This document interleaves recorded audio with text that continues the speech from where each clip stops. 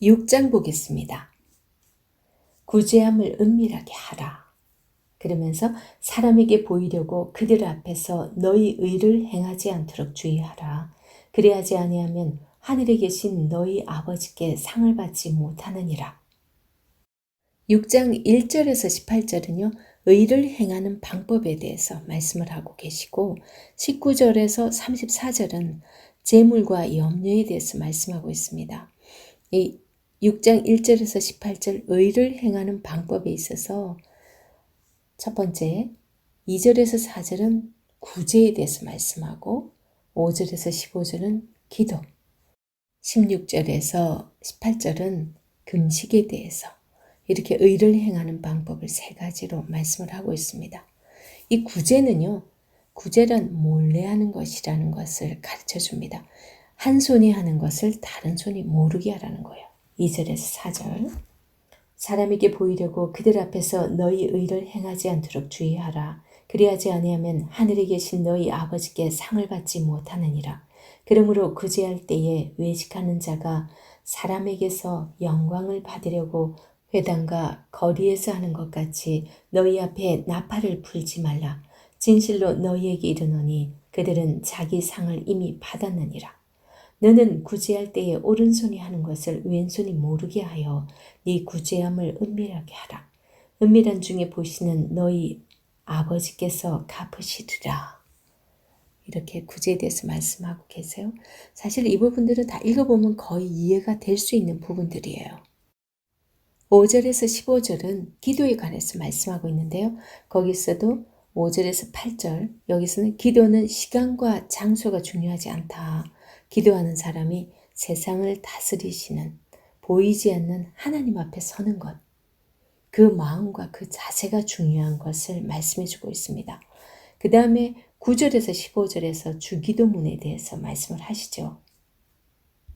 예수님께서 너희는 이렇게 기도하라. 그러면서 친히 어떻게 기도해야 될지를 또 말씀을 해 주십니다.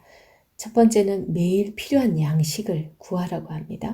그리고 살아있는 사람들이 하나님 앞에 섰을 때 가장 또 시급한 것이 죄의 문제라는 사실을 알고 죄를 해결할 걸 또 말씀을 하시죠. 그리고 우리에게 또 용서를 위한 기도를 꼭 하라고 합니다. 또 시험에 빠져서 실수하고 죄를 짓고 그리고 좌절하는 일, 그 또한 우리에게는 간과할 수 없는 일이죠. 그러지 않도록 시험에 들지 않게 기도하는 것과 또 그 다음에 악에서 건져달라는 그런 기도를 하라고 말씀하십니다. 용서를 해준 사람과 또 하나님의 용서를 빌 수 있는 그런 부분들에 대해서도 함께 주기도문에다가 말씀을 해주십니다. 하나님의 용서와 인간의 용서를 함께 말씀하심으로 인해서 하나님의 용서를 비는 사람은 이웃을 용서해 주어야 하는 것을 의무감처럼 쥐어주고 있습니다. 그걸 우리는 분명히 읽어야 됩니다. 용서에 있어서도 천국의 사람들은 하늘 아버지를 본받아서 정말 내가 완전히 죽을 죄인인데 내 목숨을 영원히 살려준 것만 해도 감사한데 나에게 조그만 기분 나쁜 말 한마디 한 것 때문에 너 평생 안 보다 이러면서 만나지도 않고 전화도 안 받고 하고 있다면 정말 그거는 기본적으로 용서의 자세가 안 된 거죠. 그래서 마태복음 전체에서도 용서에 대해서 굉장히 말씀 많이 하세요. 7번씩 70번이라도 용서해 줘야 된다라는 그건 완전한 용서를 말씀하시는 거죠.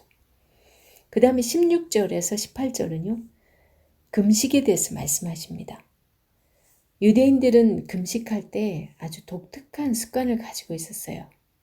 얼굴을 씻지 않고 옷을 찢고 재를 머리에 뿌리는 그런 행동을 했대요. 어떤 사람은 또 수염을 쥐어 뜯기도 했대요. 이는 극도의 고통과 슬픔을 다른 사람들한테 막 보이기 위해서 그렇게 했다는 거예요. 그런데 유대인들이 자기들끼리만 모여 있었을 때는 그런 행동은 서로에게 흠이 되지 않았어요. 그런 걸 보면 저 사람은 진짜 기가 막힌 그런 일이 있구나 이렇게 서로 이해하고 알았대요. 그런데 이 로마인들의 지금 압제하에 있잖아요. 그러면 유대인 말고 다른 사람들도 또 있는 거예요.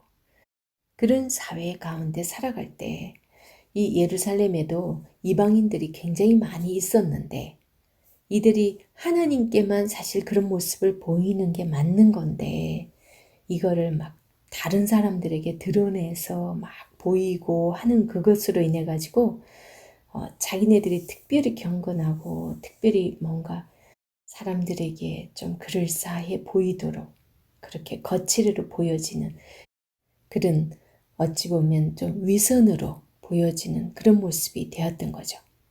그래서 선한 도구가 되어야 되는 이 금식의 이 모습들이 오히려 남들한테 보이기 위해서 실제로 예수님 당시에 그 종교 지도자들이 거리에서 회당에서 막 자기들은 몇 번씩이나 금식하는데 왜 당신의 제자들은 금식 안 합니까? 막 이런 금식 논쟁도 하고 그러잖아요. 그걸 하나의 자기의 과시욕으로서 보여주는 나 이렇게 경건합니다 하는 걸 보여주는 걸로 사용되는 그런 모습들을 예수님 보신 거예요. 그래서 예수님은 오히려 금식할 때 너희들 머리에 기름을 발라라. 그는 이제 아주 초췌한 모습을 잊지 말라는 거죠. 그 다음에 오히려 얼굴을 안 씻고 그러지 말고 얼굴도 깨끗이 씻고 오히려 단정하게 그렇게 금식 안 하는 것처럼 그렇게 하라고. 왜냐하면 하나님과 자기 사이인데 사람들한테 보이려고 계속 하니까. 그래서 이런 말씀들을 하고 계십니다. 그 다음 19절에서 34절은요. 재물과 염려에 대해서 말씀을 하고 있습니다. 그러면서 보물을 하늘에 쌓아두라. 이게 지금 표제죠. 19절부터 한번 읽어볼게요. 너희를 위하여 보물을 땅에 쌓아두지 말라. 거기는 좀과 동록이 해하며 도둑이 구멍을 뚫고 도둑질하느니라. 오직 너희를 위하여 보물을 하늘에 쌓아두라. 거기는 좀이나 동록이 행하지 못하며 도둑이 구멍을 뚫지도 못하고 도둑질도 못하느니라. 네 보물 있는 그곳에는 네 마음도 있느니라. 눈은 몸의 등불이니 그러므로 네 눈이 성하면 온몸이 밝을 것이요 눈이 나쁘면 온몸이 어두울 것이니 그러므로 네게 있는 빛이 어두우면 그 어둠이 얼마나 더하겠느냐. 한 사람이 두 주인을 섬기지 못할 것이니 혹 이를 미워하고 저를 사랑하거나 혹 이를 중히 여기고 저를 경히 여김이라. 너희가 하나님과 재물을 겸하여 섬기지 못하느니라. 사실은 이 부분이 핵심이라고 볼 수 있어요. 그러므로 내가 너희에게 이르노니 목숨을 위하여 무엇을 먹을까 무엇을 마실까 몸을 위하여 무엇을 입을까 염려하지 말라. 목숨이 음식보다 중하지 아니하며 몸이 의복보다 중하지 아니하냐. 공중의 새를 보라. 심지도 않고 거두지도 않고 창고에 모아들이지도 아니하되 너희 하늘 아버지께서 기르시나니 너희는 이것들보다 귀하지 아니하냐. 너희 중에 누가 염려함으로 그 키를 한 자라도 더할 수 있겠느냐. 또 너희가 어찌 의복을 위하여 염려하느냐. 들의 백합화가 어떻게 자라는가 보라. 수고도 아니하고 길쌈도 아니하느니라. 그러나 내가 너희에게 말하노니 솔로몬의 모든 영광으로도 입은 것이 이 꽃 하나만 갖지 못하였느니라. 오늘 있다가 내일 아궁이에 던져지는 들풀도 하나님이 이렇게 입히시거든. 하물며 너희일까 보냐. 믿음이 작은 자들아. 그러므로 염려하여 이르기를 무엇을 먹을까 무엇을 마실까 무엇을 입을까 하지 말라. 이는 다 이방인들이 구하는 것이라. 너희 하늘 아버지께서 이 모든 것이 너희에게 있어야 할 줄을 아시느니라.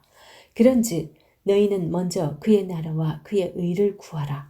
그리하면 이 모든 것을 너희에게 더하시리라.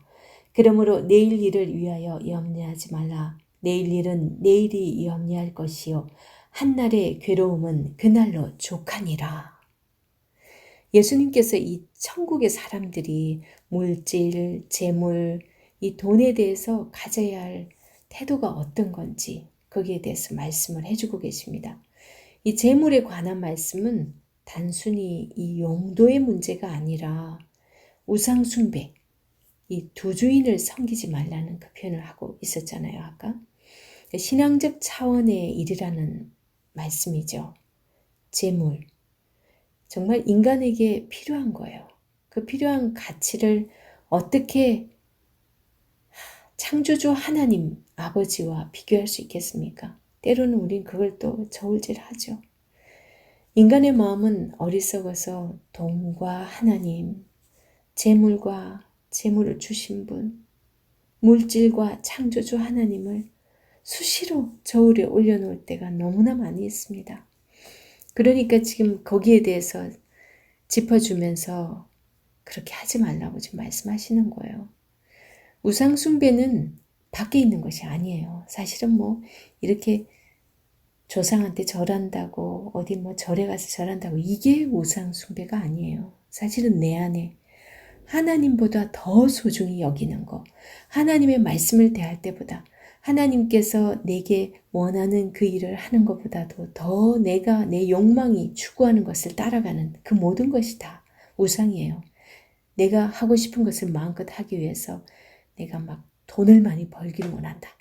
그 다음에 나의 명예를 위해서 공부를 열심히 많이 해. 그것도 우상이 될 수도 있고요. 정말 권력을 잡기 위해서 막 사람들을 막 사겨. 그런 모든 것이 다 우상이 될 수 있는 거예요. 그래서 그런 우상들이 우리 안에 가득할 때는 우리가 어두워진다고 하잖아요. 그래서 우리 온 삶이 어둡게 된다라고 오늘 예수님께서 말씀해 주고 계십니다. 오늘날에도 정확하게 이 말씀 하나도 틀림없이 우리에게 적용해야 되는 그런 말씀입니다. 우리가 무엇인가에 빠져 있으면요, 절대로 하나님의 말씀과 친할 수가 없어요. 그건 잠시 잠깐 아니지. 내가 기도해야지. 잠시 잠깐 예배 드려야지. 잠시 잠깐 말씀도 봐야지.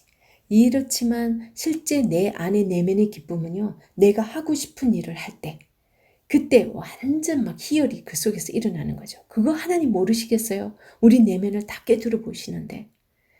그래서 무엇인가 내가 지나치게 추구하는 게 있다면 분명히 없애야 됩니다. 그것이 없어져야만이 하나님이 들어오고 하나님이 우선순위가 될 수 있는 거예요. 오늘 지금 19절에서 34절의 이 재물과 우리의 염려에 대해서 말씀하시는 이 부분은 내 안에 우상을 두지 말라는 그 말씀을 이렇게 여러 가지 예를 들어가면서 풀어서 말씀을 해주고 계십니다. 이 말씀이 우리 모두에게 양약이 될 수 있기를 축복합니다.